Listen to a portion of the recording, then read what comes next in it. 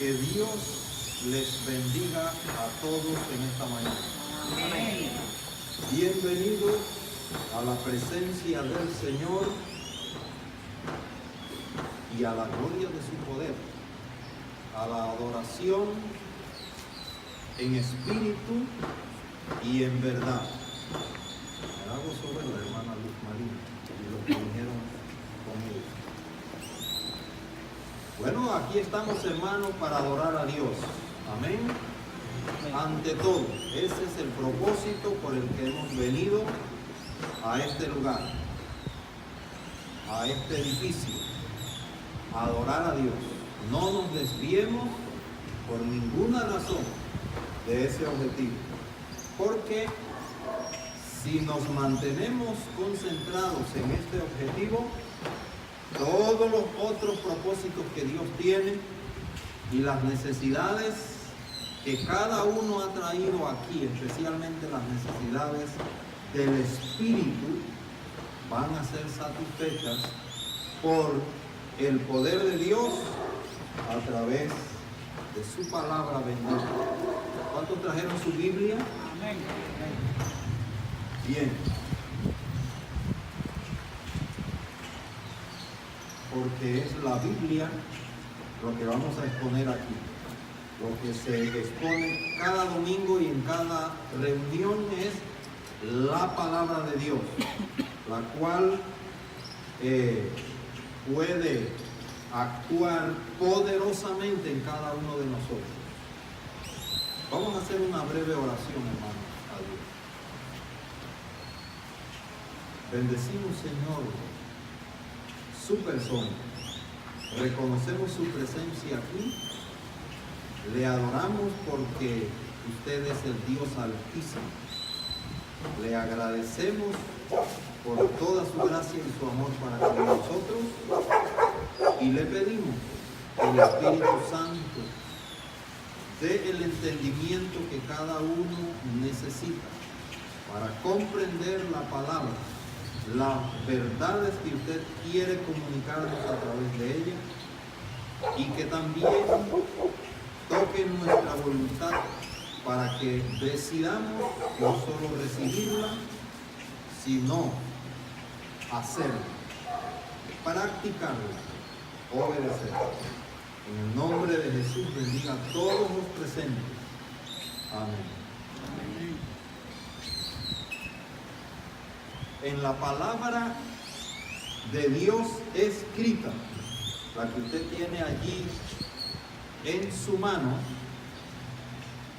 existen abundancia de pasajes donde se nos estimula, se nos anima a orar por muchas necesidades.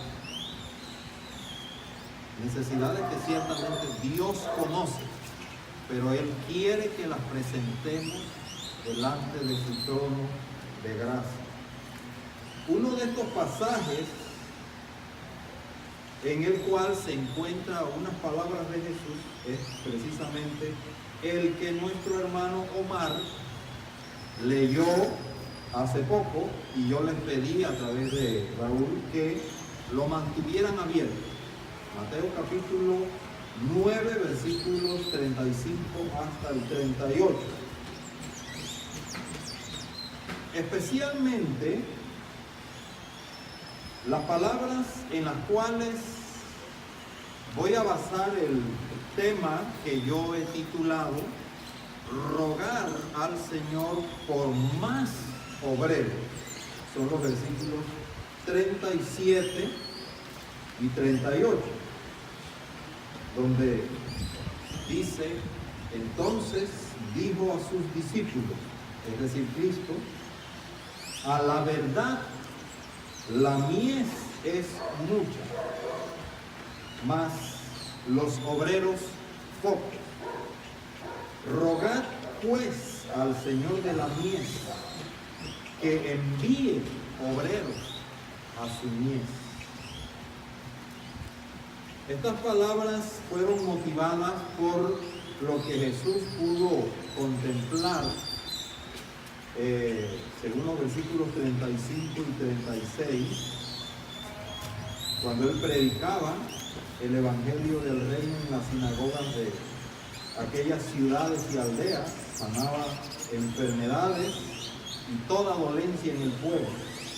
Al ver Jesús las multitudes, tuvo compasión de ellos, porque estaban desamparadas y dispersas como ovejas que no tienen pastor.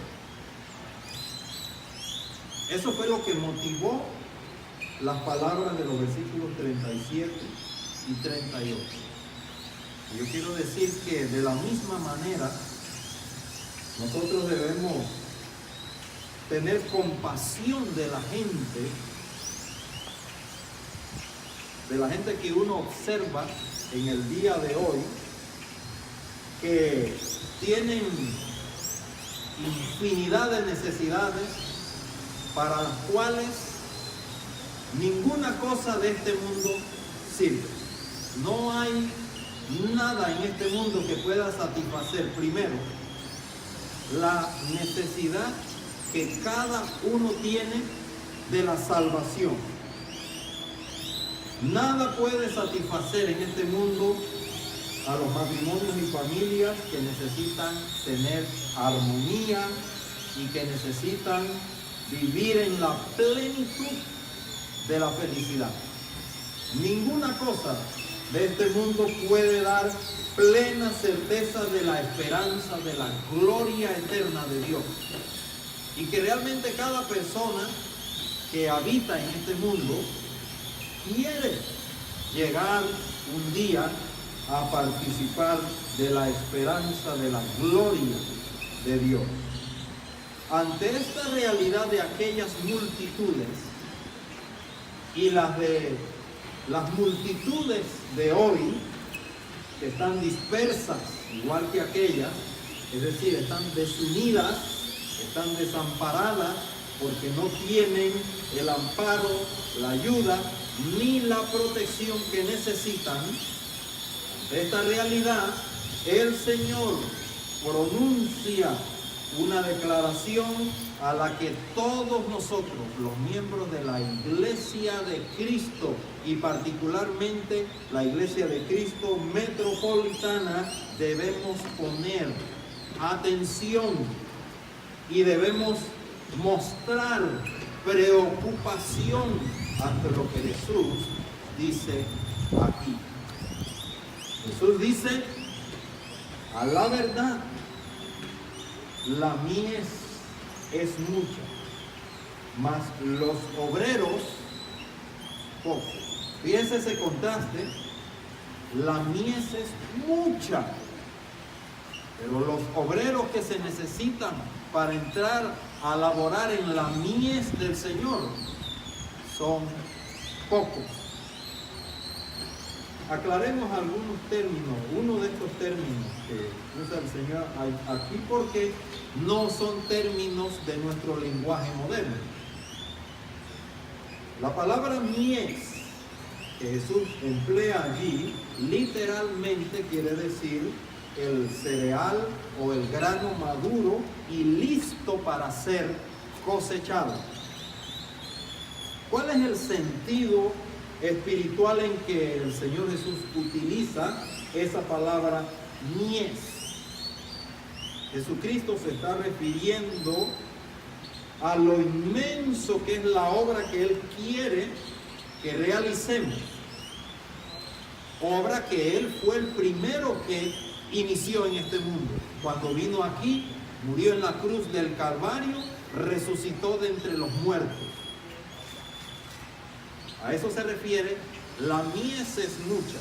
Se refiere a todo lo que abarca esa obra que Él inició y que antes de ascender al trono de la gloria de Dios, a la diestra del Altísimo Padre, Él le dejó a la iglesia para que la llevara a cabo o la continuara. Entonces, para empezar el desarrollo de este mensaje, que repito, lo he titulado Rogar al Señor que envíe obreros a su mies. Lo primero que debemos entender, por lo cual necesitamos urgentemente clamar a Dios para que envíe obreros, es el hecho de la grandeza y la inmensidad de la obra de Cristo Jesús. Por eso Él dice, la mies es mucha. ¿Por qué es mucha la mies o la obra que el Señor nos ha asignado para que realicemos como iglesia? Por todo lo que la obra incluye. La obra de Cristo que nosotros debemos realizar abarca, fíjese, la salvación de toda la humanidad que está perdida en el pecado. 1 Timoteo capítulo 2, versículos 3 y 4 dice, porque esto es bueno y agradable delante de Dios nuestro Salvador, el cual quiere que todos los hombres, subraye allí, todos los hombres sean salvos y vengan al conocimiento de la verdad.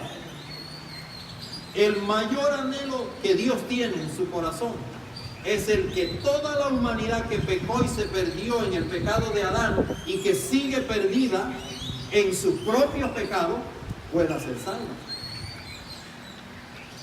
¿Y por qué todos necesitamos la salvación? Repito, insiste la Biblia, Romanos 3:23, por cuanto todos pecaron y están destituidos de la gloria de Dios. Romanos 5:12 también dice, por tanto como el pecado entró en el mundo por un hombre, y por el pecado la muerte, así la muerte pasó a todos los hombres, por cuanto todos pecaron. Esto es mala noticia, pero enseguida viene la Biblia y nos da buenas noticias. Y las buenas noticias se encuentran en este pasaje de 2 Corintios, capítulo 5, versículo 15. Dios quiere que todos sean salvos. Todos han pecado, todos hemos pecado. Pero esta es la buena noticia. 2 Corintios 5:15. Hablando de Cristo, de Jesús, el Hijo de Dios, a quien Él me mandó aquí. Y por todos murió, para que los que viven ya no vivan para sí, sino para aquel que murió y resucitó por ellos.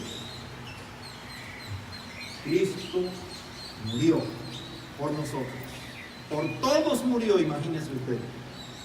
Romanos 5:8, así dice, cuando Dios muestra su amor para con nosotros, en que siendo aún pecadores, Cristo murió por nosotros. Así que Él, en la cruz del Calvario, dio su vida por todos los pecadores.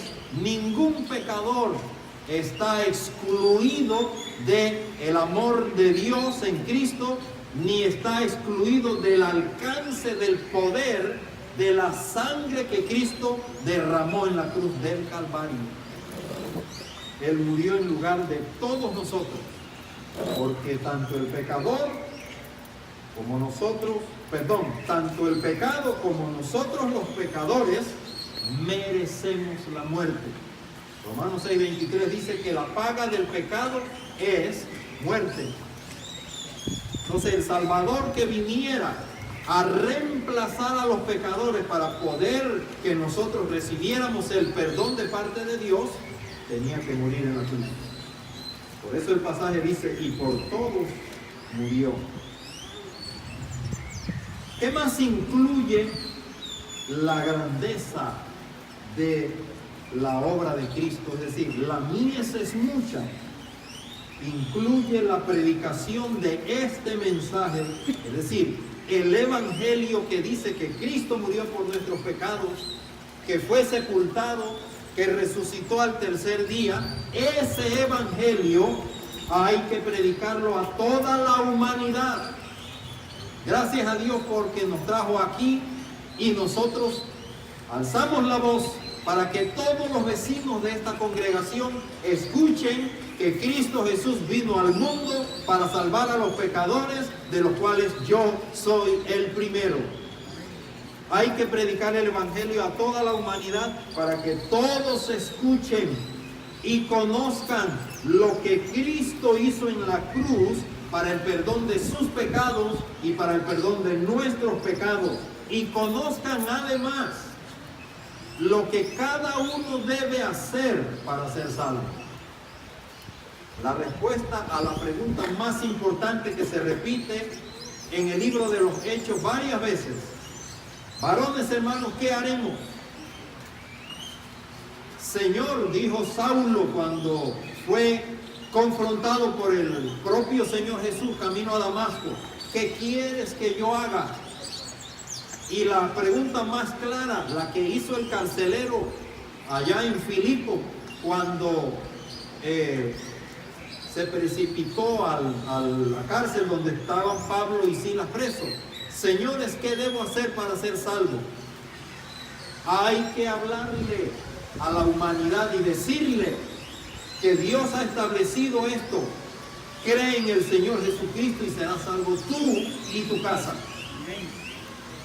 Hay que decirle a la humanidad: arrepentíos y bautícese cada uno de vosotros en el nombre de Jesucristo para perdón de los pecados y recibiréis el don del Espíritu Santo.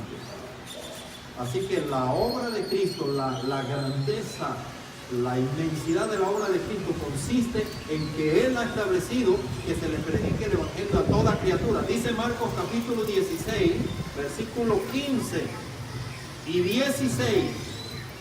Él, después que resucitó de los muertos, dijo: id por todo el mundo y predicad el Evangelio a toda criatura. El que creyere y fuere bautizado será salvo, mas el que no creyere será condenado. De manera que es nuestra responsabilidad llevar a cabo la predicación del Evangelio a toda persona.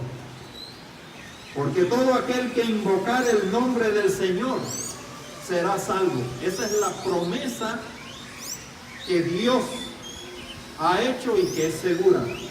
¿Cómo pues invocarán a aquel en el cual no han creído, iglesia de Cristo, si no predicamos el Evangelio?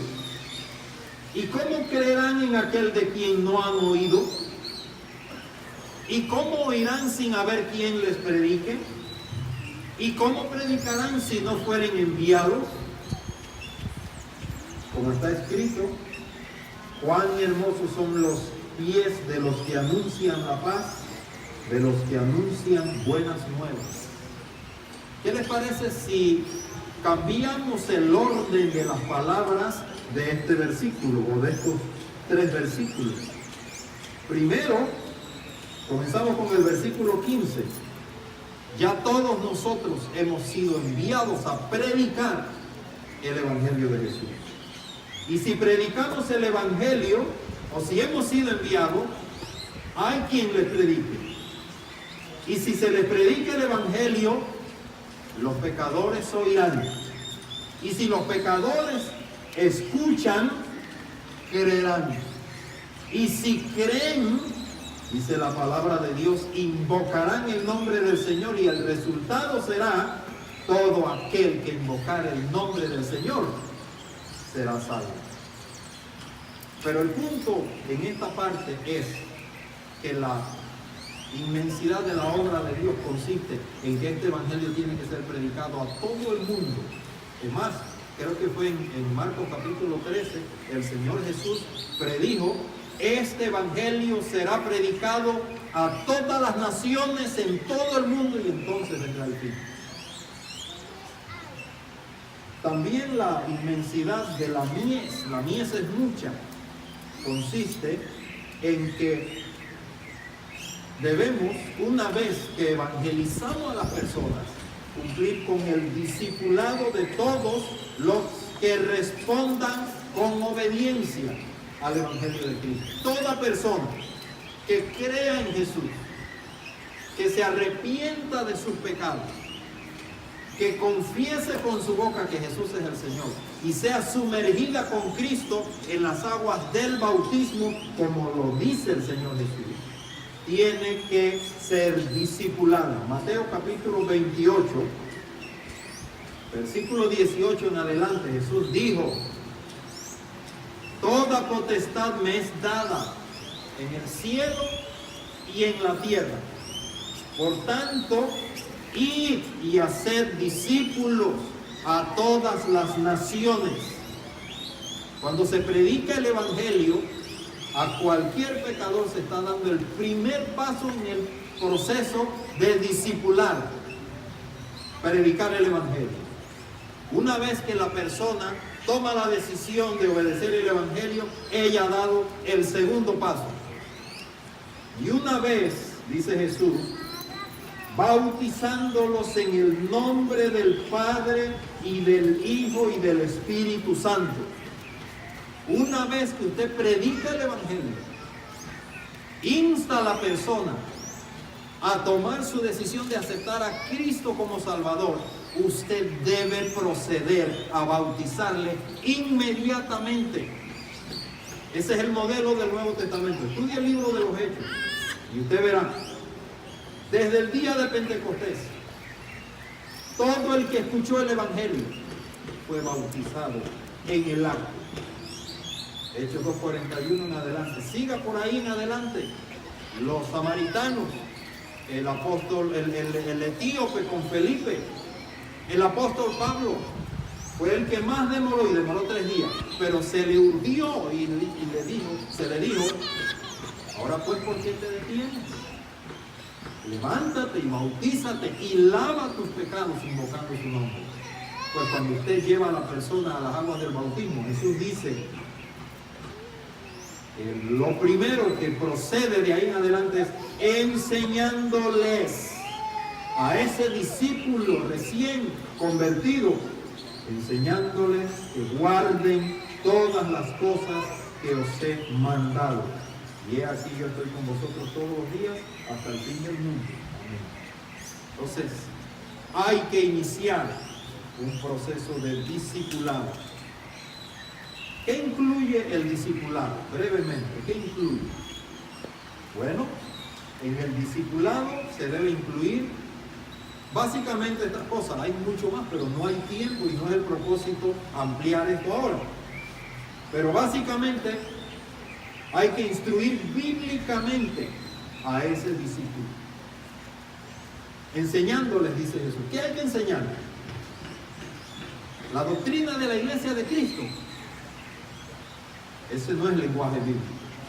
Enseñándoles que guarden todas las cosas que os he mandado. La palabra del Señor Jesús. La doctrina de Cristo, esa hay que enseñarles. Luego, el discipulado incluye una relación de hermandad y de compañerismo que permita enseñarle con el ejemplo personal del discipulador cómo vivir como discípulo de Cristo. En Filipenses 3:17, el lenguaje de Pablo para esto es: hermanos, sed imitadores de mí y mirad a los que así se conducen según el ejemplo que tenéis en nosotros. El discipulador, es decir, el maestro, usted que llevó a esa persona a los pies de Cristo, tiene que establecer un compañerismo con esa persona, con ese nuevo hermano o hermana, y mediante el ejemplo suyo, él va a aprender lo que es el discípulo de Cristo. Así como el Señor le tomó 3 años discipular a sus 12 discípulos más cercanos, así hemos de hacer nosotros. Compañerismo. Por eso Hechos 2:42 dice: todos los que habían creído estaban juntos y tenían en común todas las cosas. Y también incluye la capacitación para estos nuevos discípulos a fin de que ellos discipulen a otros. Segunda Timoteo 2:2 dice Pablo, ese es el modelo, fíjese: lo que has oído de mí ante muchos testigos, esto enseña a hombres, fíjese el requisito, a hombres fieles, para que sean idóneos para enseñar también a otros. El discipulado es una cadena que la empezó el Señor Jesús cuando llamó a Pedro, a Jacobo, a Juan, a aquellos 12 por 3 años. Tuvo ese compañerismo con ellos. Él fue el modelo de vida de ellos. Los instruyó. Luego les dio el Espíritu Santo y les dijo: id y hacer discípulos a todas las naciones. Esa cadena tiene que seguir. Tenemos que continuarlo. Bueno, la mies es mucha. En esas 3 cosas consiste la grandeza de la obra que el Señor comenzó y que nos ha dado a nosotros para que los continuemos. ¿Estamos dispuestos a continuarla, hermano? ¿Sí? En segundo lugar, en sus palabras de Mateo capítulo 9, el Señor presenta una realidad preocupante y lamentable. Aquí yo quiero que pongan atención, amados hermanos, jóvenes, a las palabras del Señor primeramente, y algunas que no son tan importantes, que son mías, pero que también son importantes, y es cuando Él dice: la mies es mucha, mas los obreros pocos.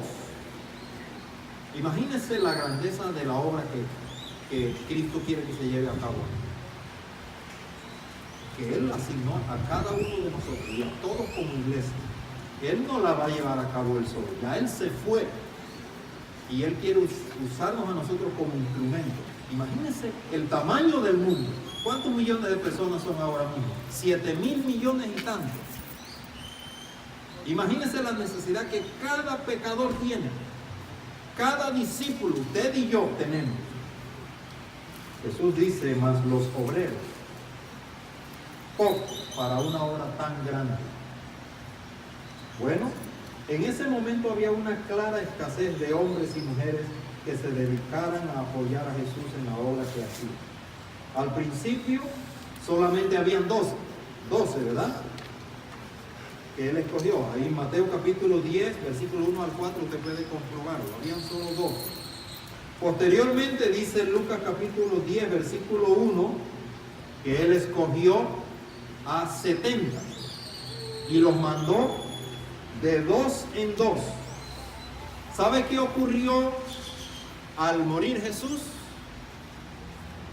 Esa cantidad se redujo a 0. Porque como Él dijo: todos vosotros me dejaréis solo. Se redujo a 0. Y parecía que la obra de Jesús se iba a extinguir. Así, en la mente de los apóstoles ya todo estaba perdido. Cuando lo vieron así crucificado y que murió, cada uno volvió a su rutina. Pero luego Él se les apareció, dice Hechos capítulo 1, con pruebas indubitables, pruebas que no admiten duda. Esa era la realidad, repito, en el momento que Jesús hablaba. Ahora, ¿cuál es la realidad a la que nos enfrentamos hoy? En Panamá. Ahora sí, presten atención a estas palabras. No son tan importantes como la de Jesús, pero son importantes. Fíjense estos datos. En las 25 congregaciones con las que tenemos una relación cercana, solo 9 ministros están dedicados a la obra del ministerio a tiempo completo, entre los cuales estamos Raúl y yo. Segundo, de los que colaboran con nosotros los evangelistas, solo pude contabilizar 30 hermanos y hermanas que están dispuestos a hacer la obra juntamente con nosotros, a pesar de que están limitados de tiempo porque son amas de casa o tienen su negocio o su trabajo en el mundo secular, así que no pueden dedicarse a tiempo completo. No es que solo hay 30, pero los que a mí me consta que conozco solo son 30, los que colaboran en estas 25 congregaciones. Escuchen un tercer dato, hermano. No existe ahora en la actualidad ningún varón o pareja con posibilidades de dedicarse al ministerio a tiempo completo por diversas causas. Primera, no existe capacidad económica en la mayoría de las congregaciones para proveer un salario digno y acorde con las necesidades que algunos hermanos aspirantes tienen. Aquí hay hermanos que aspiran, está Raúl y Jennifer, está el hermano Norberto, y estoy seguro que hay otros que aspiran a poder dedicarse al ministerio, pero no hay capacidad económica para sostener con salario a los hermanos, a las parejas. Mire, si a los solteros no podemos, menos podemos comprometernos con parejas. Otro factor es que los que desean dedicarse a esto ya tienen un trabajo secular. Esos son dos factores. Ahora, en cuarto lugar, otro dato, es que todos los jóvenes que aspiran a una carrera profesional en el mundo secular no están pensando en el ministerio a tiempo completo. No ven una motivación en la iglesia para dedicarse al ministerio. Quieren una carrera profesional en el mundo secular que les garantice su mantenimiento. Eso es comprensible. ¿Por qué? Hermanos, oigan esto. En el ministerio al que el Señor Jesús llama, no a todos, sino a algunos de entre nosotros, no hay promesa y el Señor no se ha comprometido a garantizarle un buen salario a ninguno de nosotros. Aunque el Señor ha dicho claramente, el obrero es digno de salario, amén. Pero usted no va a encontrar un versículo en la Biblia donde el Señor particularmente le haya dicho a cualquier ministro: mira, te llamo, vente, que yo te garantizo un salario de $3,000 mensuales. Eso no es así. Y voy a contarles esta experiencia personal. ¿Cómo entró Elio Vergara al ministerio y cómo se ha mantenido por 38 años? Hermano, yo entré por fe. A mí no se me prometió salario. A mí se me capacitó por 2 años en una escuela bíblica y el hermano Walter y el hermano Raúl me consideraron digno de trabajar con ellos en el ministerio acá en el sureste de la República de Panamá. Y fueron a Chorrera y hablaron con el ministro allá. Yo era un jovencito, inmaduro, carnal, que no, a pesar de haber estudiado 2 años en una escuela bíblica, yo no tenía realmente una idea clara de lo que es dedicarse al ministerio, establecer una iglesia y responsabilizarse de atenderla. No, pero el Señor dijo: yo te quiero en el ministerio. Y el Señor no me habló nada de salario. Hermano, yo tomé la decisión y me vine a trabajar con el hermano Walter y el hermano Raúl Alvarado. Lo único que recibí fue el pasaje de $10 para ir a Tortí, Calor y todos esos lugares de acá de Darién. Y el hermano Raúl lo único que lo sostenía era un ahorro que él logró hacer mientras estuvo 2 años en el Instituto Bíblico. Pero hermanos, ¿saben algo? Esto es maravilloso. ¿Usted cree que yo me quedé sin desayunar o almorzar alguna vez? ¿Usted cree que Dios me dejó sin comida? Ah, claro, normalmente a veces uno pasa hambre y eso está bien, eso es parte del ministerio. Porque a uno lo agarraba, digamos, la hora del almuerzo por esos potreros, por esas lomas. ¿Quién le iba a dar almuerzo a uno? Eso era bueno y era parte de la experiencia que Dios quería para formarme, para formarnos, ¿verdad? En una ocasión, hace tiempo que yo no comentaba esta anécdota, esta experiencia.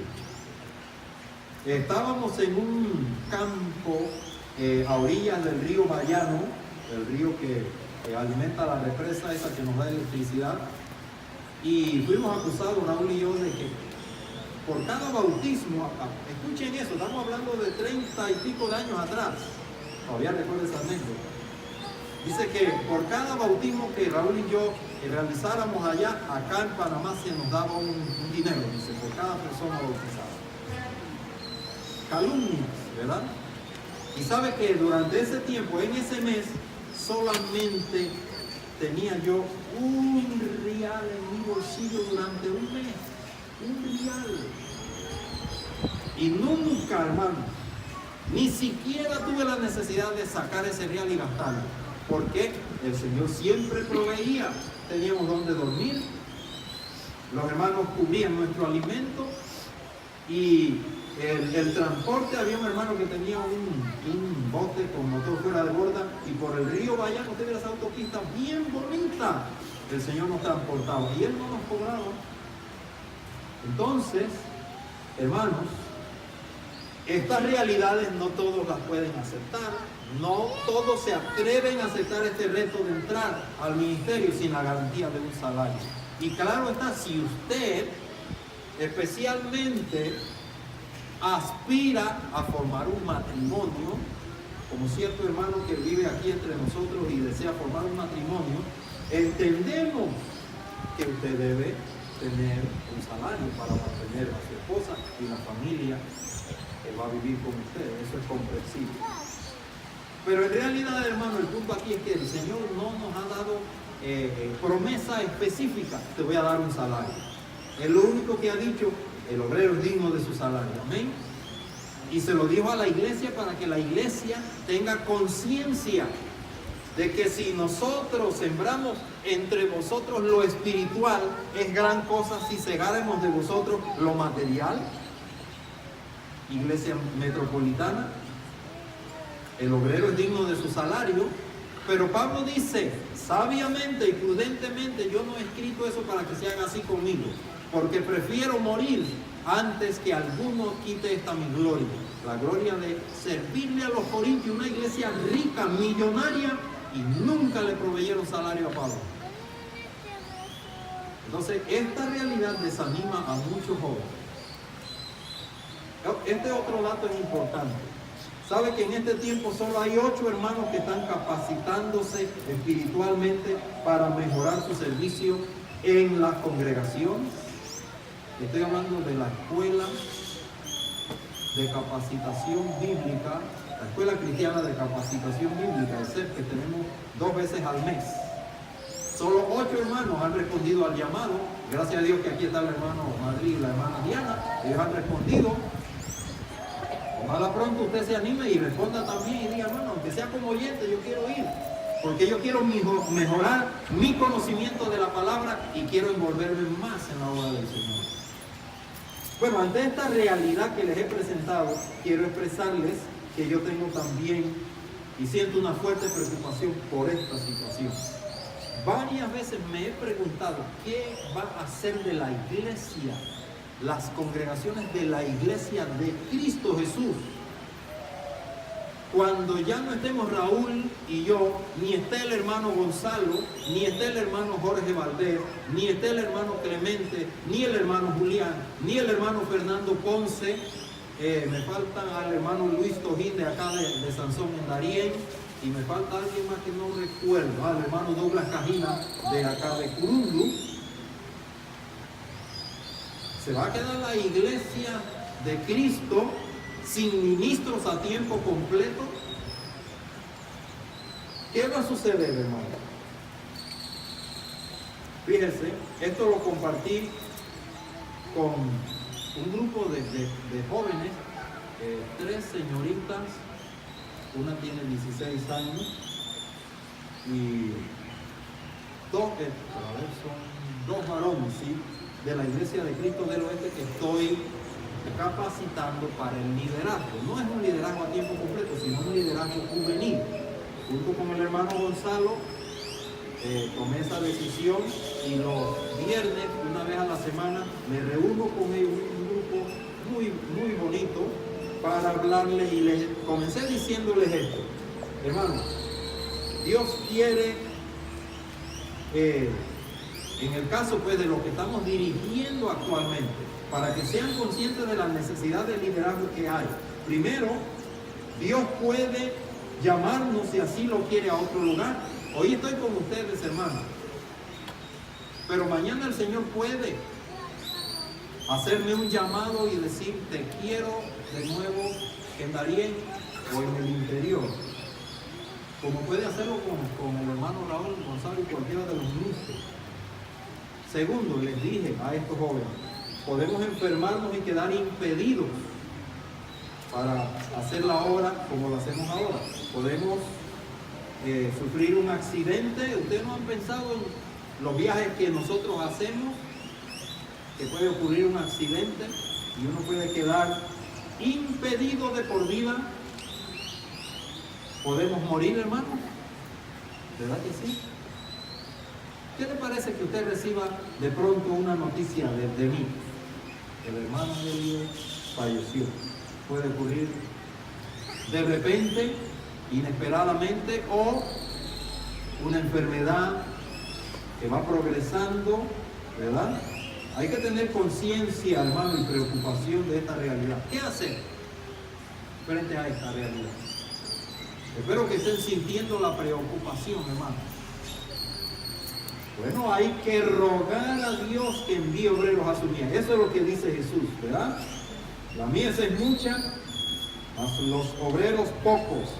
Rogad al Señor de la mies que envíe obreros a su mies.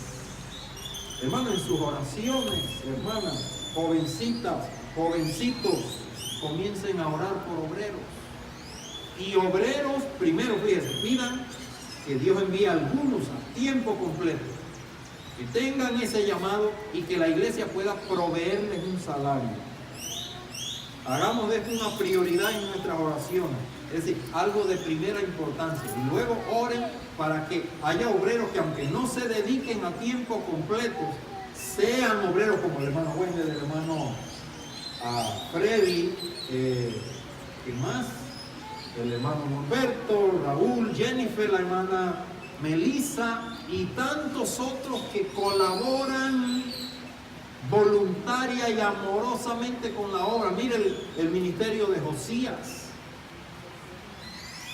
Sacrificio, hermano, cada semana para llevar la juventud a donde Dios quiere, para organizar el encuentro juvenil. Hay un gran sacrificio de estos hermanos. Pidan que Dios envíe obreros así como ellos y otros como nosotros a tiempo completo. Ahora, hermanos, ¿qué clase de obreros debemos pedir al Señor? Porque Él dice, rogad al Señor de la mies. ¿Quién es el Señor de la mies? A ver, levante la mano el que sabe quién es el Señor de la mies. Levante la mano, ¿sí? Levante su mano. ¿Usted conoce al Señor de la mies? ¿Quién es? El dueño. Se llama Jesucristo. Hay que pedirle a Él, que es el dueño de la mies, que sabe la necesidad que hay, mejor que nosotros, que envíe obreros. ¿Quién me escogió a mí cuando mi rumbo era otro? Cuando yo no tenía ni siquiera una idea ni una aspiración a esta carrera en el ministerio. Él me escogió. Entonces hay que orar a Dios por esto. Pero ¿qué clase de obreros debemos pedir? No debemos pedir cualquier clase de obreros. Atención a esto, hermano. Número 1, obreros que sean elegidos y llamados por Dios. Vamos rápidamente a este pasaje. Lucas capítulo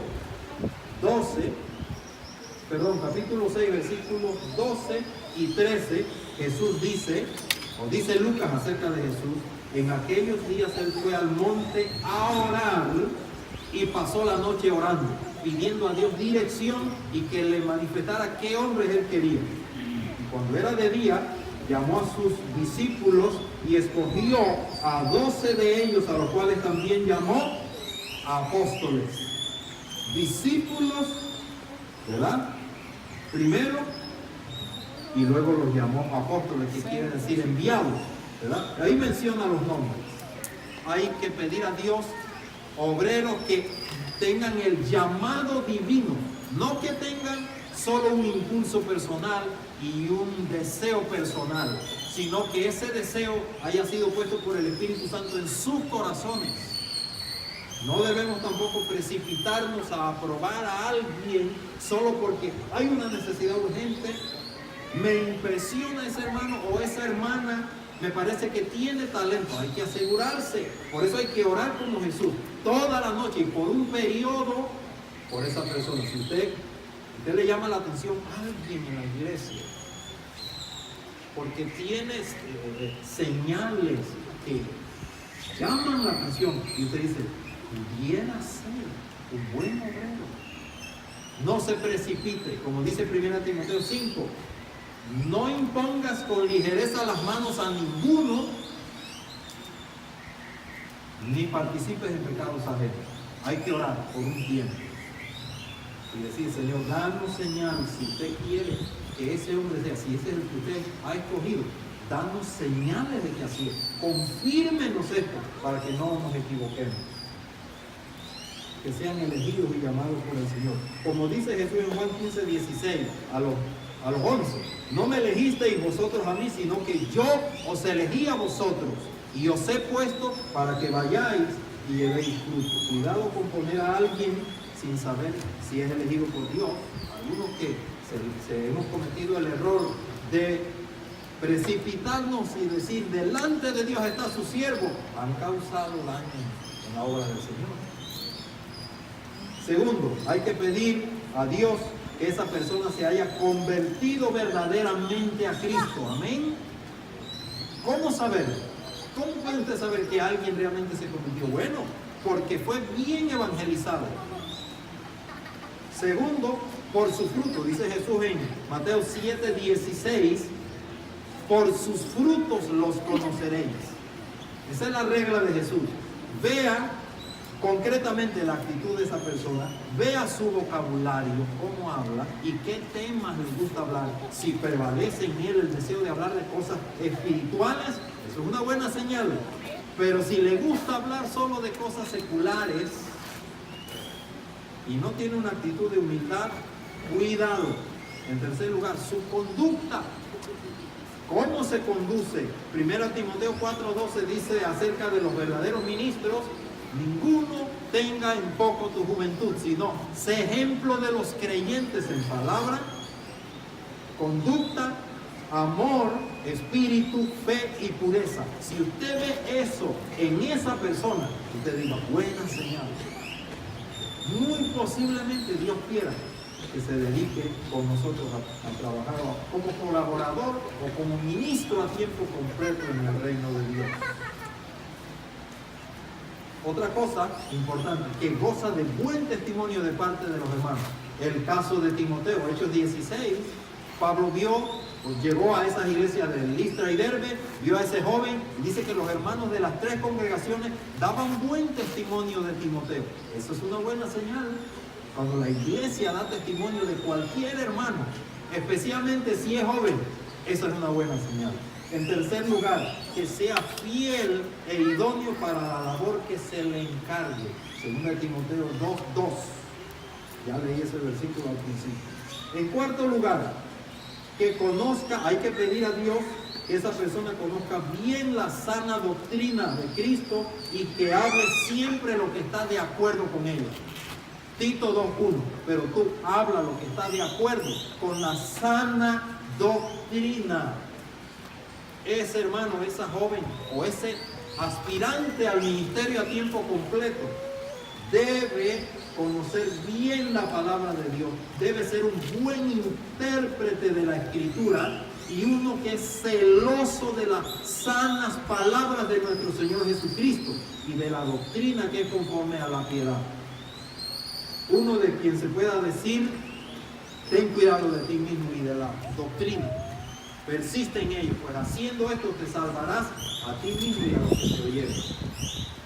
Y en quinto lugar, que sea piadoso, es decir, una persona que practica la santidad, que le gusta orar, que practica la lectura de la Biblia, que participa de la adoración personal y congregacional. Vamos a concluir, hermanos. Parece que el mensaje está muy largo. Yo lo estoy sintiendo muy largo, no sé ustedes. No está muy largo, ¿verdad? ¿Está bien así? Bien, vamos a concluir, hermanos.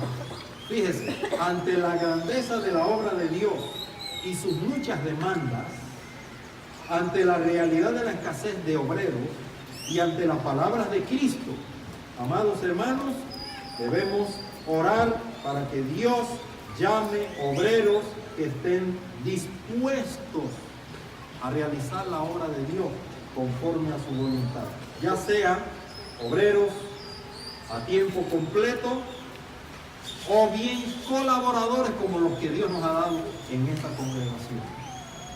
Hermanos, rogad al Señor de la mies que envíe obreros fieles a la mies, que sean idóneos para realizarlo. Que el Señor les bendiga, amados hermanos, y gracias por su atención.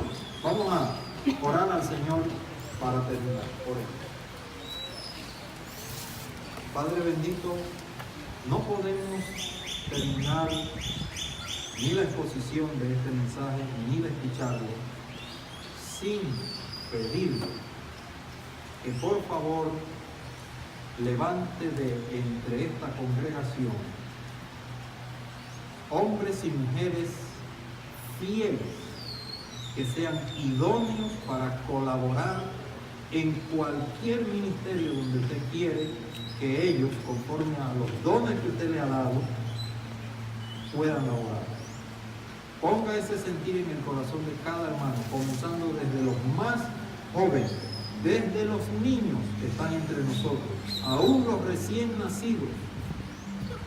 Usted puede o los ha escogido y en su momento les hará el llamamiento.